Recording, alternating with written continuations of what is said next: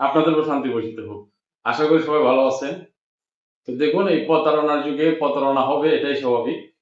তো ওইগুলা থেকে আপনারা কিভাবে বিরত থাকতে পারেন এবং সঠিক একটা গাইডলাইন পেতে পারেন, আমার এই প্রবাস জীবনের ৮ বছরের অভিজ্ঞতায় আপনারা জানেন যে আমি বাহরাইনে ছিলাম ৬ বছর এবং কাতারে অলরেডি ২ বছর আমার শেষ। তো আমার এই ৮ বছরের অভিজ্ঞতা আপনাদের সামনে যদি আমি শেয়ার করি আর কিছু গাইডলাইন আপনাদেরকে দেই, তাহলে আপনারা এই ভিসা নিয়ে প্রতারণা থেকে রক্ষা পেতে পারবেন, কাজ নিয়ে প্রতারণা থেকে রক্ষা পেতে পারবেন। আরো যে কিছু জটিলতা থাকে, যে এজেন্সিগুলো আপনাদেরকে মিথ্যা কিছু তথ্য দেয়, ওইগুলা নিয়ে আমি আজকে মূলত আপনাদের সামনে কথা বলার চেষ্টা করব। আল্লাহ আমাকে যতটুকু জ্ঞান দিচ্ছেন, আমি যেন সঠিকভাবে সবসময় সত্য কথাগুলা এবং সঠিক তথ্যগুলা আপনাদের সামনে উপস্থাপন করতে পারি। এতে করে আপনাদের উপকার হবে আমি জানি। ইতিমধ্যে আপনাদের যে ভালোবাসা, আপনাদের কমেন্ট, হোয়াটসঅ্যাপে মেসেজ, আমার সাথে যারা কথা বলেন, গতকালকে চিটাগাংয়ের একটা ভাইয়ের সাথে আমি কথা বললাম, ওনার কথা শুনে আসলে আমার স্পিড আগের চেয়ে দ্বিগুণ হয়ে গেছে। কারণ উনি এজেন্সি থেকে প্রতারিত হয়েছেন, পাশাপাশি ওনার আশেপাশে অনেক মানুষ এজেন্সি থেকে ব্রোকারের মাধ্যমে প্রতারণার শিকার হয়েছেন।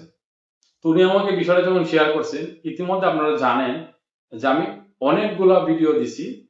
আপনারা যারা যারা আমার সাথে সরাসরি কথা বলছেন, হোয়াটসঅ্যাপে মেসেজ দিচ্ছেন, আপনারা আজকে দয়া করে একটু কমেন্ট করবেন যে আমার তথ্যগুলা বা আমার সাথে কথা বলে আপনারা কি কোনো সঠিক গাইডলাইন পাইছেন, নাকি অন্যান্য ইউটিউবারের মতো আমিও সেম। আপনাদের একটু মতামত আজকে আমি আশা করব আপনারা কমেন্ট করবেন। যারা যারা, আমি জানি ইতিমধ্যে ২-৩ হাজার মানুষ আমার সাথে হোয়াটসঅ্যাপে কথা বলছেন, ডিটেলস আমার কাছে আছে। কমেন্ট তো আপনারা করতেছেন, শত শত কমেন্ট হয়। তো আমার চ্যানেলটা মনিটাইজ হওয়ার পরে একটু ভিউ কমে গেছে, বেশি মানুষের কাছে ভিডিওগুলো যাইতেছে না, যার কারণে অনেকে হয়তো তথ্য পাইতেছেন না। তো আমি এটা ইনশাল্লাহ এটা নিয়ে আমি কাজ করব। আর যদি কেউ জানা মতে এসইও এক্সপার্ট থাকেন, আমাকে হোয়াটসঅ্যাপে নক দিবেন, ডেসক্রিপশনে আমার নাম্বার দেওয়া আছে, প্রয়োজনে কল দিবেন। তো মূল কথায় আসি, অনেক কথা বললাম প্রাসঙ্গিক। ভিসা নিয়ে কাতারে যে প্রতারণা হয়, এটার মধ্যে মূল একটা বিষয় হলো, এজেন্সির কাছ থেকে যখন আপনার ভিসাটা নেবেন, আপনাকে বলবে যে এই কাজ দিবে, এই কাজ দিবে, এক্স ওয়াই জেড অনেকগুলা কথা বলবে।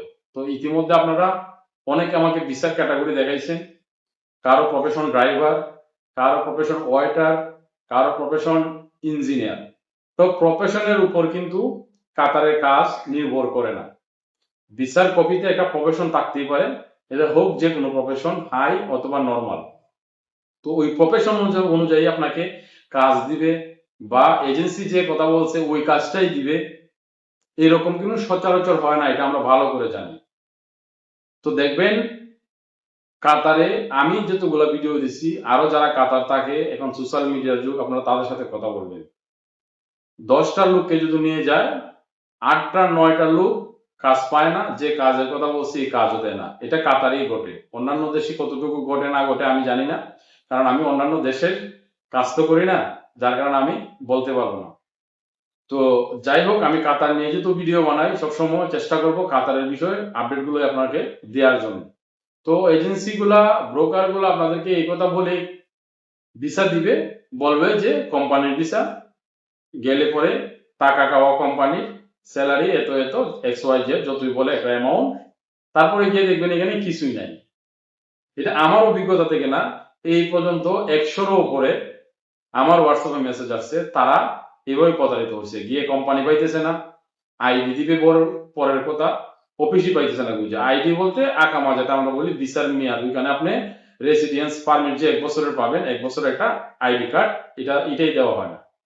তো যাই হোক, রিসেন্ট কাতারের ভিসা অ্যাভেলেবল না, অধিকাংশ এজেন্সি ভিসা পাইতেছে না, যার কারণে তারা ভিসা নিয়ে কাজও করতে পারতেছেন। তো রিসেন্ট আমার সাথে একটা ঘটনা ঘটছে। আপনারা জানেন, যারা আমার ভিডিও দেখেন, যে আমি মাঝে মধ্যে যাদের খুবই প্রয়োজন একটা free visa, no work visa, আগে থেকেই বলি, আমি নতুন যারা এখন দেখতেছেন, আমি কাজের কোনো ভিসা নিয়ে কাজ করি না। যারা মনে করেন যে ইউরোপ যাবেন বা ওইখানে গিয়ে ইনভেস্ট করতে পারবেন বা আপনার পরিচিত লোক আছে কাজের ব্যবস্থা করে দিতে পারবে, ওইগুলা লোকের সাথে যখন আমি কথা বলে দেখি না সে বিপদে পড়বে না, তখন তাকে আমি একটা ফ্রি ভিসার ব্যবস্থা করে দিই।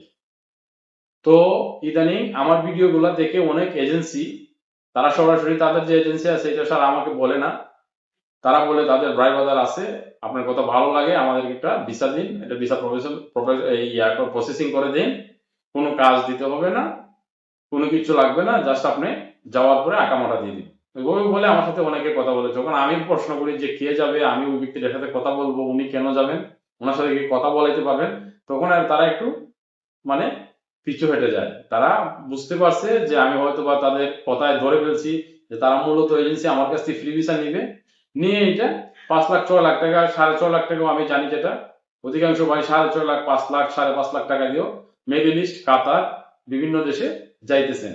তাদেরকে একটা লুক দেখানো হয়, ভালো একটা কাজের কথা বলে হয়, পরে এখানে যাওয়ার পরে কাজ পাওয়া যায় না, কিছু হয় না। তো আমি যখন বুঝতে পারি, আমি এজেন্সি গুলাকে ভিসা দিই না। রিসেন্ট আমার সাথে একটা ঘটনা ঘটছে, একজন, তারা এজেন্সি হিসাবে কাজ করে, এলাকা থেকে লোক কালেক্ট করে, তাদের অনেক সুনাম আছে নাকি, অধিকার, এটা আমি আমার সাথে ঘটনাটা ঘটার পরে কিন্তু আমি বুঝতে পারছি। আমার কাছ থেকে তারা 2টা ভিসা নিছেন, নেওয়ার পরে কিছু টাকা পেমেন্ট করছেন 50% এর মতো। আমি যে গাইডলাইন দিছিলাম, যা কন্ডিশন দিছিলাম, তারা একটাও ফুলফিল করেন নাই। কারণ তারা আমাকে বিশ্বাস করতে পারে নাই, কারণ নিজেরাই তো ধোঁকাবাজ। তারা আবুলের টাকা বাবুলকে, করিমের টাকা রহিমকে, এজেন্সির কাজগুলো এরকমই হয়।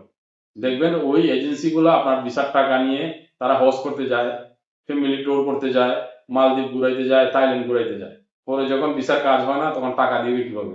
তখন তারা আপনার সাথে বিভিন্ন প্রতারণা করে এবং ওই একজনের টাকা আরেকজনকে দেয়। এভাবেই মূলত অধিকাংশ এজেন্সিগুলো বাংলাদেশে চলে, যেটা আমি জানতে পারলাম। তো আমার কাছ থেকে যারা ভিসা নিয়েছে তারা 50% পেমেন্ট অলরেডি করছে, করার পরে এখন এটা বর্তমানে চলতেছে এপ্রিল মাস, মে মাসের 5 তারিখ ভিসা মেয়াদ শেষ। আমি ভিসা প্রিন্টও করে দিয়েছি। এখন আমি কাস্টমার হোল্ডারের সাথে কথা বলতে পারি না। পাসপোর্টের যে নাম্বারটা দেওয়া আছে, যোগাযোগ করার চেষ্টা করতেছি, কিন্তু মোবাইল নাম্বারটা বন্ধ। যে আমার কাছ থেকে ভিসা নিয়েছে তার কাছ থেকে আমি 4 দিন 5 দিন যাবত কোনো রেসপন্স পাইনি, ফোন দিই উত্তর দেয় না, মেসেজ দিই কোনো রিপ্লাই নাই, এই অবস্থায় আছে। তো অনেকেই এইগুলা এখন করতেছেন। তো যাই হোক, নতুন করে আমার আর একটা শিক্ষা হয়েছে। আর তারা যে এজেন্সি, ওইটা আমি জানিও না, তারা যেভাবে লোকগুলা পাঠায় এটাও আমি জানি না। আমাকে বলছিল যে ওর ভাই, আরেকজন বলছিল যে বাগিনা নাকি,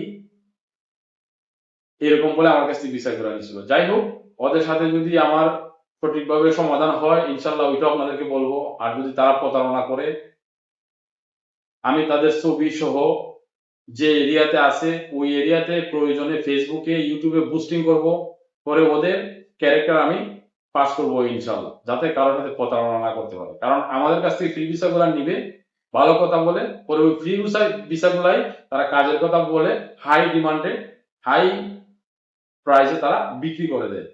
পরে ওখানে যে কাজও পায় না, মানুষ সমস্যায় পড়ে, পরবর্তীতে শেষ পর্যন্ত কিন্তু কমপ্লেনটা, অভিযোগটা কোম্পানির নামে আসে, যে কোম্পানি ভিসাটা ইস্যু করছে তার নামে কিন্তু আসে। তো যাই হোক, কোম্পানির সাথে ঝামেলা করে কোনো মানুষ এখন পর্যন্ত কোনো কিছু করতে পারে নাই।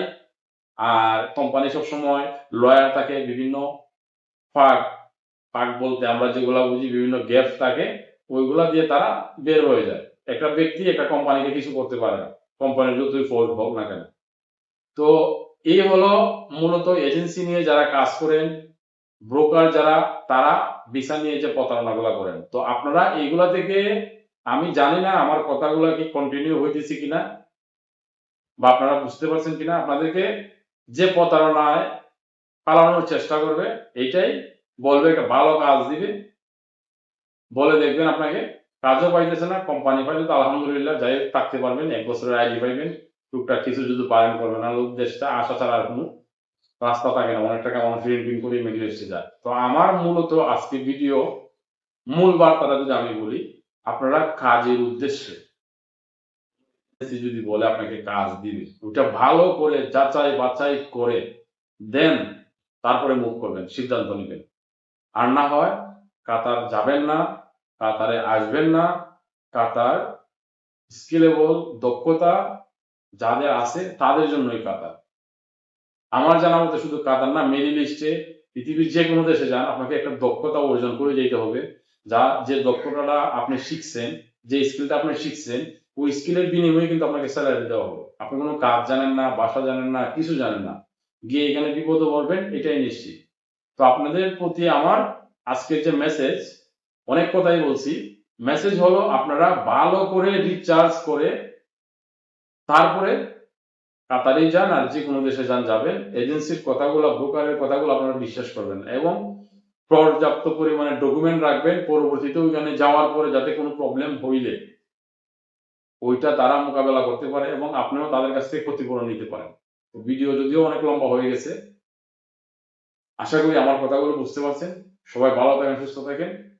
আর যাদের কাজের প্রয়োজন, আমার এই গ্রুপটা আছে, কাতার রাসেল ওয়ার্ক হেল্প, ওইখানে অ্যাড হয়ে থাকবেন। আমি কোনো টাকা পয়সা নেই না, আমি সর্বোচ্চ চেষ্টা করি আপনাদেরকে ভালো কোনো কাজের আপডেট আসলে ওইখানে দিই। ওইখানে অফিসের নাম্বার দেওয়া থাকে, আপনারা গিয়ে যোগাযোগ করে কাজের ব্যবস্থা করতে পারবেন এবং কাজ পাবেন আশা করি। তো সবাই ভালো থাকেন, সুস্থ থাকেন, আল্লাহ হাফেজ।